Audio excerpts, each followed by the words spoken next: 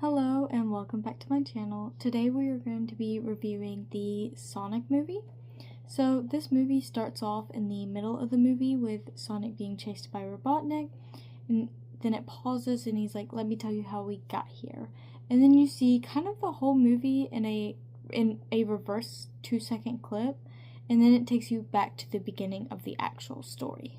So at the beginning we see how Sonic got to Earth in the first place. You meet the character Longclaw, which is sort of who raised him back on his home planet. You don't see much about his parents or how he really got to his home planet, but you do see how he was raised and who he was raised by.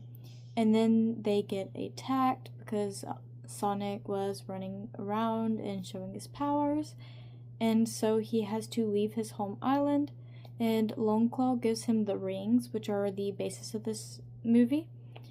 And Sonic loses Longclaw, gets the rings, and then makes it to Earth. And then Never Stop Running is what Longclaw said to Sonic before he had to go, which also sets the stage for the rest of the story.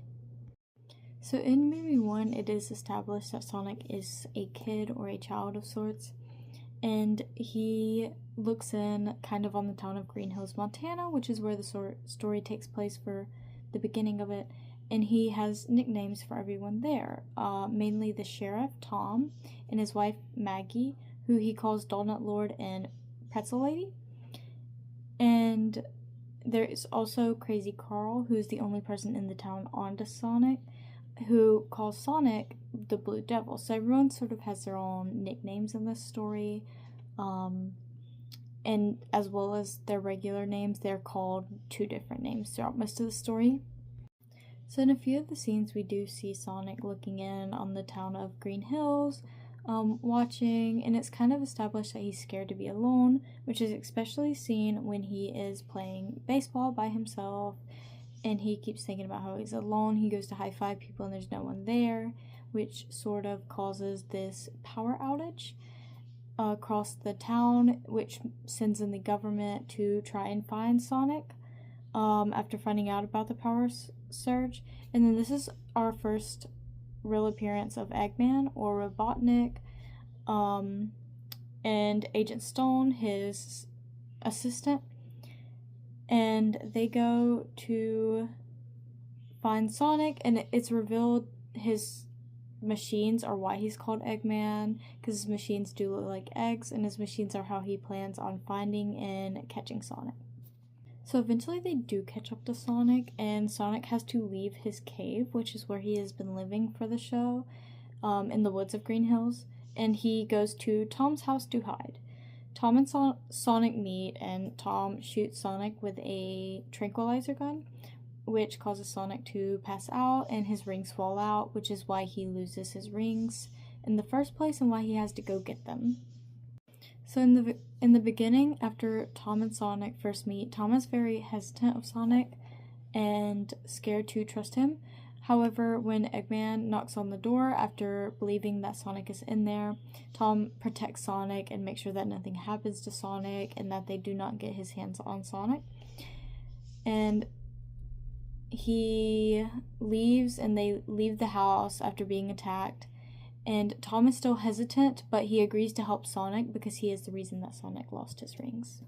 So this kickstarts Tom and Sonic's road trip and Sonic's bucket list, which is kind of used as a moving factor throughout the movie, and it gives a lot more insight into the characters. They go to a bar, and Sonic's makes a bucket list after Tom explains what it is to him, and then they get in a bar fight, and after they get to the hotel room, Sonic marks a lot of things off his bucket list, and then Tom sees his bucket list and sees that one he has not marked off is to make a new friend. And that is more description of how Sonic feels alone, as you can see throughout this movie. After this, Sonic finds out that Tom is leaving Green Hills, and they argue about it while Robotnik is also attacking them, and then Sonic jumps out of the car and attacks Robotnik back, essentially blowing up his vehicle, but more smaller and smaller vehicles keep coming out, and they keep attacking, but Sonic eventually gets rid of them, although the last one had a bomb in it, which keeps sticking to Sonic. Eventually Sonic gets it off onto a rock, however it does explode while Sonic is in the area, and it causes Sonic to be knocked unconscious, which makes Tom more worried, so he grabs Sonic and brings him to Maggie, his wife, and Maggie's sister's house, and he's like, I need you to help Sonic. So Maggie helps Sonic out by using her first aid kit, and JoJo, Maggie's niece, gives Sonic his new shoes, which are the red shoes that he wears throughout the rest of the 3 movies. So after Sonic gets his new shoes, Tom and Maggie decide to take him to the building in San Francisco that his rings are on, and to help him get his rings back. He does get his rings on the top of the building, but Robotnik attacks after having found them. However, Robotnik's robot is now powered by Sonic's quill so that he can keep up with Sonic's speed. And then Sonic pushes Maggie and Tom off of the building and uses his rings to get them back to Green Hills.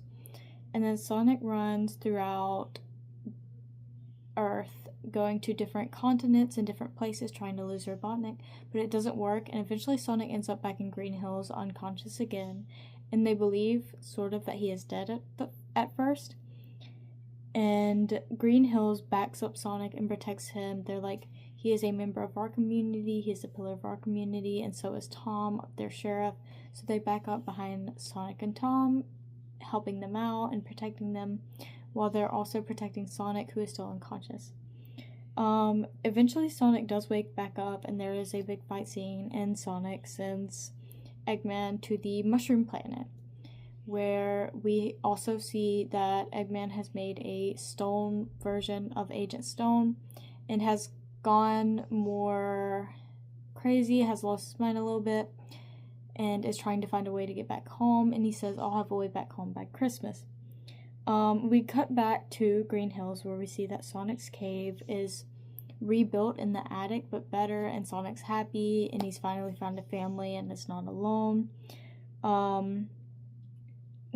We also see that at the very end, after the end credit scene, we do see Tails, which sets up for the sequel, or the second movie, which Tails is in fact in.